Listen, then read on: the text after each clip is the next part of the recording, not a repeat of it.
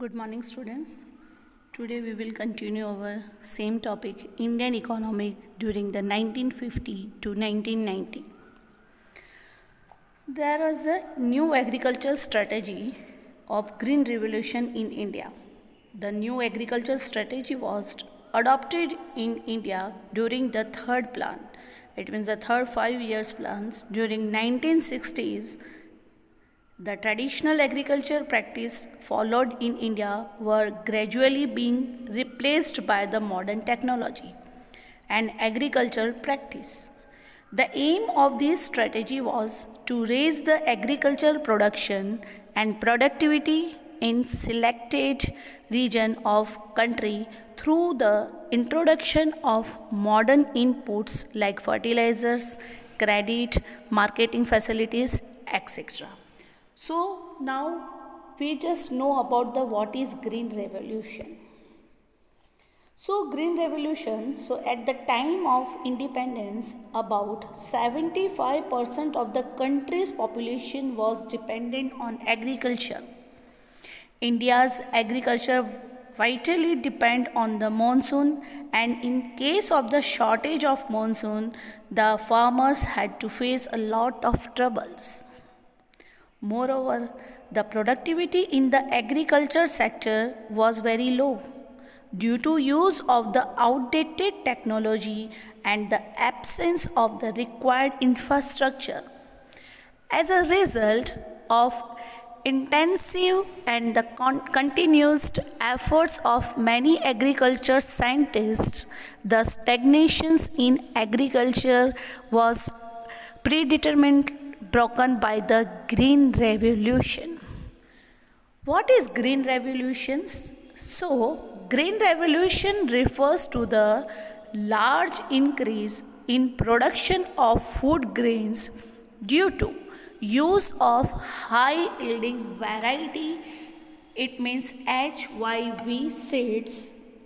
Green Revolution is the advancement in the field of the agriculture.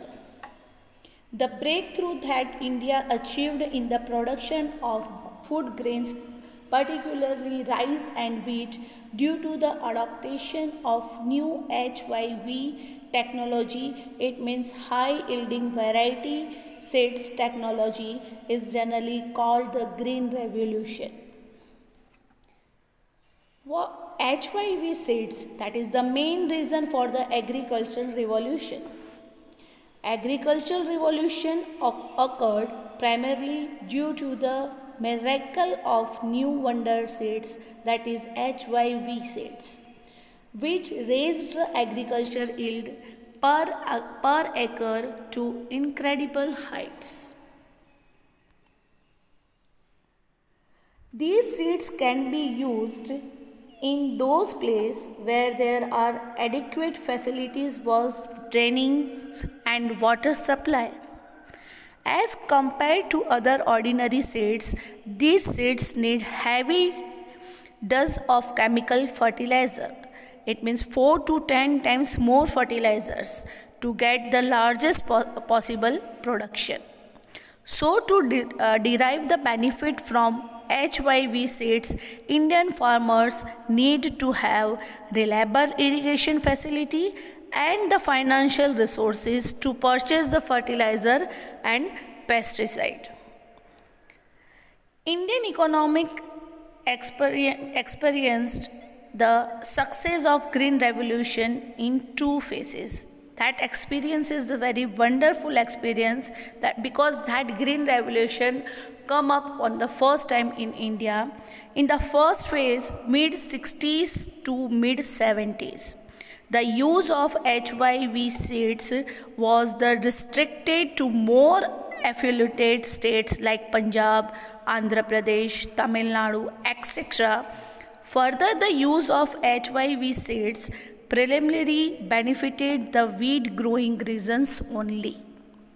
In the second phase, it means the mid-70s to mid-80s, the HYV technology spread to a larger number of the states and benefited the more variety of crops.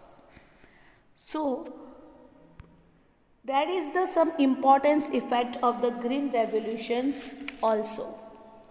So agriculture output increased the enormously, so farmer had the marketable surplus. So that is called attending the marketable surplus. Due to the green revolution resulted in the marketable surplus. What do you mean by the marketable surplus? Here mention the marketable surplus, but what do you mean by the marketable surplus?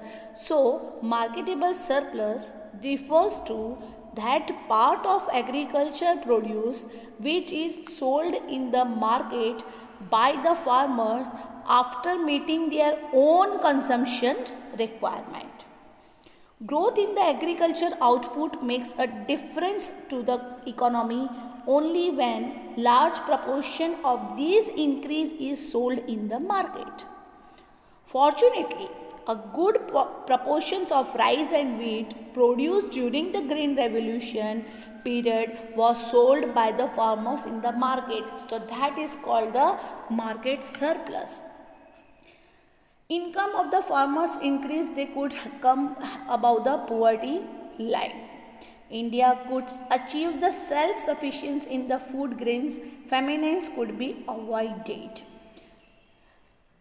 Next is the buffer stock of the food grains. The Green Revolution enabled to government to procure sufficient amount of food grains to build a stock which could be used in the times of the food shortage. So government could collect huge quantities of food grains from the farmers and maintain a buffer stock. There is a benefit to low income groups also, as a large proportion of food grains was sold by the farmers. In the market, their prices declined relatively to others items of consumption.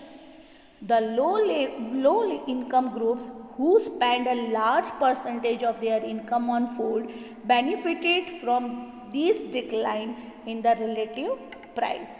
So fertilizers industry also developed in that point of view. So it provides the employment to the people also.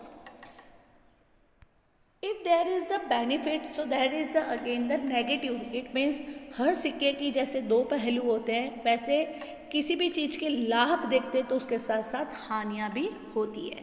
So we just discussed the negative effect of the Green Revolution, or we can say the risk involved under the Green Revolutions.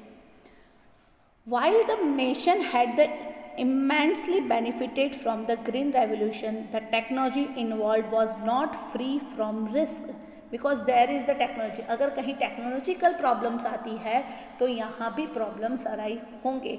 हम अच्छे से green revolution का result नहीं ले पाएंगे. So green revolution benefited only the rich farmer. क्यों? क्योंकि technology costly है, फर्टिलाइज़र कॉस्टली है. मार्केट के में से फर्टिलाइज़र लाने के लिए फार्मर्स के पास, जो पुअर फार्मर्स है उनके पास पैसा नहीं है. सो क्या हो जाएगा?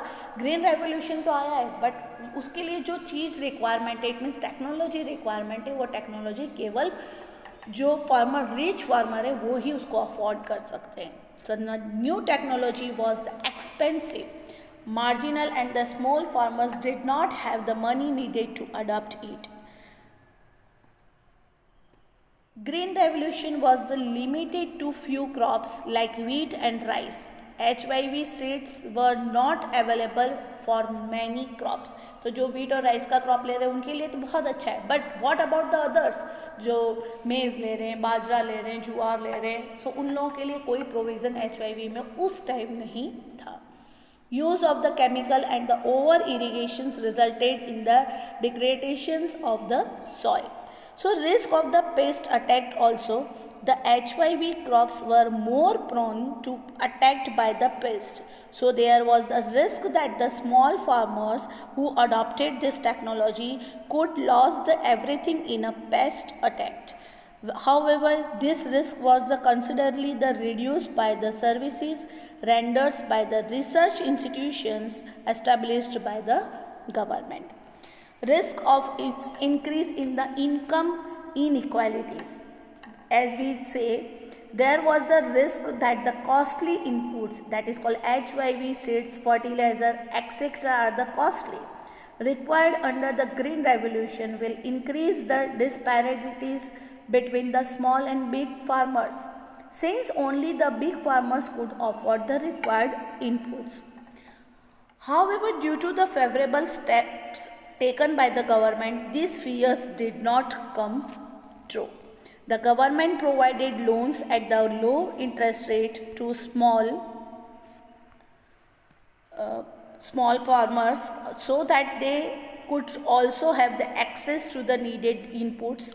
Since the small farmers could obtain the required inputs, the output on the small farms equaled the output of the large farms in the course of the time.